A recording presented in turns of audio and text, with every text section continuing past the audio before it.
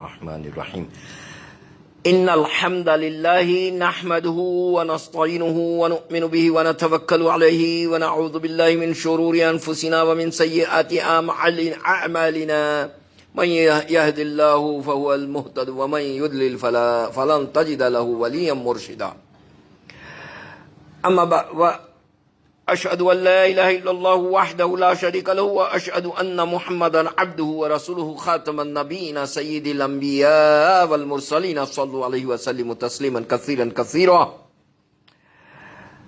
السلام عليكم ورحمة الله وبركاته. My dear brothers and sisters, those who are watching me live from all over the world, I have brought a very special topic today. It is pertaining to the 9th and the 10th of Muharram, and the saying of the Prophet sallallahu alaihi wasallam regarding the fasting on the 9th and 10th of Muharram. Or if someone miss 9th, can fast on a 10th or 11th of Muharram, but not only 10th of Muharram. What is the secret behind?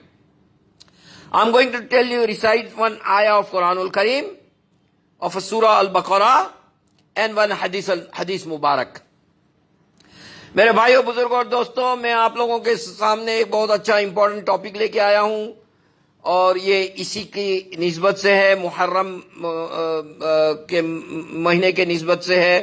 اللہ کے رسول صلی اللہ علیہ وآلہ وسلم فرمایا کہ اے ایمان والے لوگوں، آپ لوگوں کو چاہیے کہ یہ تو 9 محرم اور 10 محرم کا روزہ رکھ لیں، اور اگر کسی سے مس ہو جاتا ہے 9 محرم کا تو علماء کرام فرماتے ہیں کہ وہ 10 محرم اور 11 محرم کا بھی روزہ رکھ لے سکتا ہے. مگر اللہ کے رسول صلی اللہ علیہ وسلم کے قول کے مطابق 9 تاریخ کا ذکر کیا گیا ہے، اور اس کے پیچھے کیا راز ہے وہ میں آپ کو بتانے جا رہا ہوں، حدیث مبارک کی روشنی میں اور قرآن الکریم کی روشنی میں، قرآن الکریم کی آیت کی روشنی میں. بہت دور جانے کی ضرورت نہیں ہے. آیت کا نمبر 50 ہے اور سورہ کا نمبر 2 ہے. سورہ کا نام ہے البقرہ، پارٹ نمبر 1. میں آپ کو پڑھ کے سنا دیتا ہوں. اعوذ باللہ من الشیطان الرجیم، بسم اللہ الرحمن الرحیم. وَإِذْ فَرَقْنَا بِكُمُ الْبَحْرَ فَأَنْجَيْنَاكُمْ وَأَغْرَقْنَا آلَ فِرْعَوْنَ وَأَنْتُمْ تَنْظُرُونَ. یہ آیت کا نمبر 50 ہے. And remember when we separated the sea for you and saved you and drowned Pharaoh people while you were looking at them when the sea water covered them. میرے بھائیوں بزرگوں اور دوستوں، یہ میں آپ کو چلتے چلتے یہ بھی بتا دوں کہ یہ جو جس سمندر کو اللہ عز و جل نے اپنے امر سے، اپنے حکم سے، اپنے فضل سے، اپنے کرم سے، اپنے رحم سے موسیٰ علیہ السلام کے اور بنی اسرائیل کے اوپر یہ کرتے ہوئے کرم کرتے ہوئے جس سمندر کو ہے تو وہ جو پارٹیشن کیا تھا اور اس میں سے تو نجات دلائی تھی، وہ سمندر میں آپ کو بتا دوں یہ ریڈ سی ہے، لال سمندر، یہ یہاں پر ہے، یہ اس طرح ہے. یہ مصر ہے اور یہ سعودی عرب ہے. یہاں پر نیل ندی ہے. یہاں ذکر ندی کا نہیں آیا کیونکہ ندی کو نہر کہتے ہیں عربی لغت میں، اور ساگر کا ذکر آیا ہے اور ساگر کو بحر کہتے ہیں عربی میں. قرآن الکریم میں بحر آیا ہے، تو یہ وہ جگہ ہے یہ وہ جگہ ہے جس کو لال ساگر، اس کو انگلش میں کہیں گے ریڈ سی، اور عربی لغت میں کہتے ہیں بحر الاحمر. احمر لال کو کہتے ہیں. میں آپ کو دوسرا بھی بتا دوں، اگر وہ سمجھ میں نہیں آتا ہے تو یہ آپ کو سمجھ میں آئے گا. یہ مصر ہے، یہ نائل ندی ہے، نیل ندی، یہاں ندی کا ذکر نہیں آیا ہے، یہاں آیا ہے لال ساگر. یہ دیکھیے، یہ آپ کو تھوڑا اور واضح طور پہ نظر آئے گا. یہ اس طرح سے جاتا ہے، ایک اس کا حصہ جہاں پہ سینا طور سنین ہے، یہاں پر مصر ہے، یہاں پہ طور سنین ہے، یہاں پر یہ مدین ہے، یہاں پر یہ حجاز ہے. حجاز سعودی عرب کا پرانا نام تھا. حجاز کے اندر مکہ المکرمہ، مدینہ المنورہ، یامبو، بدر اور جدہ، یہ چیزیں آتی ہیں. یہ حجاز کہلاتا تھا. سعودی عرب سعود فیملی کے قبیلے کے نام سے پڑا ہے. سعودی عرب جو ہے وہ کوئی اس میں قرآن میں اور حدیث میں نہیں آتا ہے. لال ساگر ریڈ سی کو کہتے ہیں. یہ ہے. اور بھی اگر آپ کو دیکھنا ہو میں آپ کو اور بتا دوں. یہ دیکھیں، یہ اور واضح طور پہ ہو جائے گا. یہ دیکھیں، اس میں تو بہت صاف نظر آ رہا ہے. یہ عرب ہے، یہ مدین ہے، یہ سینا، یہ طور پروت ہے، اور یہ مصر ہے. اب آپ کو کوئی ڈاؤٹ نہیں ہو سکتا ہے کیونکہ یہی وہ سمندر ہے جس کو لال ساگر کہتے ہیں. میں چلتے چلتے بتاؤں کہ I'm a scuba diver from England, British sub aqua diving club, اور اس لال سمندر میں 50 میٹر سمندر کے اندر جا کے آیا ہوں. بذاتِ میں خود 50 میٹر اس سمندر میں جا کے آیا ہوں جس کو اللہ عز و جل نے، جس میں فرعون کو غرق کیا تھا. مگر میں نے قریب یہاں پہ کہیں پہ ڈائیونگ کی تھی، اور یہ مصر ہے. تو وہ یہاں پر وہ سمندر کو اللہ عز و جل نے 2 حصوں میں، اور جو بھی ہے جتنے بھی حصے ہوں اس کے اندر اس کو تو سیپریٹ کیا تھا. اسی کا ذکر آیا وَإِذْ فَرَقْنَا بِكُمُ الْبَحْرَ فَأَنْجَيْنَاكُمْ وَأَغْرَقْنَا آلَ فِرْعَوْنَ وَأَنْتُمْ تَنْظُرُونَ. اب میں آپ کو بتاؤں کہ محرم کی اہمیت کیا ہے. اللہ کے رسول صلی اللہ علیہ وآلہ وسلم جب ہجرت کر کے مکہ المکرمہ سے مدینہ المنورہ گئے اصحاب رسول کے ساتھ میں، تو اس وقت مدینہ المنورہ کا نام یثرب تھا. The name of the place of the Madinah al-Munawwara was Yathrib, old name. اللہ کے رسول صلی اللہ علیہ وسلم کے قدم مبارک پڑھتے ہی it was given a title from Allah Azza wa Jalla and Prophet Muhammad, peace and blessing be upon him. مدینہ المنورہ، منورہ کہتے ہیں روشن کو. مدینہ کوئی بھی شہر ہو اس کو مدینہ ہی کہتے ہیں. اب وہ قریباً 13 سال جو ہے اللہ کے رسول صلی اللہ علیہ وسلم کے مکہ المکرمہ میں گزرے. 13 years Prophet Muhammad, peace and blessing be upon him, he spent in Makkah al-Mukarramah. 13 years of Nabuwah, prophethood. And then when he migrated to the from Makkah al-Mukarramah to the Madinah al-Munawwara, there were 10 years. Total 23 years plus maybe 2-3 months more. So, in Madinah al-Munawwara, جو ہمارے اہل الکتاب ہیں، بنی اسرائیل جو ہیں، وہ تو روزے سے تھے. 10 تاریخ کا روزہ. پوچھا کیوں رکھا ہے 10 تاریخ محرم کی 10 تاریخ کو روزہ؟ آپ لوگ روزے سے کیوں ہیں؟ کہا موسیٰ علیہ السلام کو آج کے دن نجات ملی تھی فرعون سے، فیراؤ سے، اس لیے ہم فاسٹنگ، ہم روزے سے ہیں.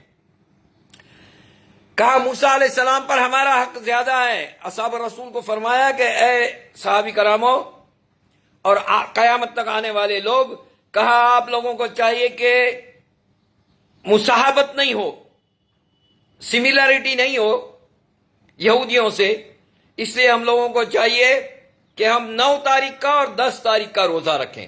فرمایا اگر میری حیاتی رہی آئندہ سال تو میں 9 تاریخ کا اور 10 تاریخ کا روزہ رکھوں گا. مگر دوسرے سال اللہ کے رسول صلی اللہ علیہ وآلہ وسلم کی وفات ہو گئی، پردہ فرما گئے اس فانی دنیا سے، تو وہ 9 تاریخ کا روزہ نہیں رکھ پائے. مگر ہم لوگوں کے لیے فرمایا کہ آپ لوگ 9 تاریخ اور 10 تاریخ کا روزہ رکھیں. مگر علماء کرام فرماتے ہیں کہ اگر کسی کی 9 تاریخ مس ہو جائے محرم کی، وہ روزہ نہیں رکھ پائے، تو اس کو چاہیے کہ 10 اور رکھے، مگر صرف 10 کا روزہ نہیں رکھے. 10 محرم کا روزہ صرف وہ مصاحبت ہے یہودیوں سے. ابھی میں نے آپ کو پڑھ کر کے سنایا کہ وَإِذْ فَرَقْنَا بِكُمُ الْبَحْرَ، جب ہم نے آپ لوگوں کے لیے، یعنی موسیٰ علیہ السلام اور بنی اسرائیل کے لیے، موسیٰ علیہ السلام کی قوم کے لیے، اسرائیل یعقوب علیہ السلام کا دوسرا لقب ہے، قرآن میں نام ہے. جیسے میرا نام محمد یعقوب ہے، یعقوب عربی لغات میں قرآن الکریم میں یعقوب کہتے ہیں، اور اسی کو بائبل کے اندر، انجیل کے اندر جیکب کہتے ہیں. تو جیکب بھی یعقوب علیہ السلام کا ہی نام ہے.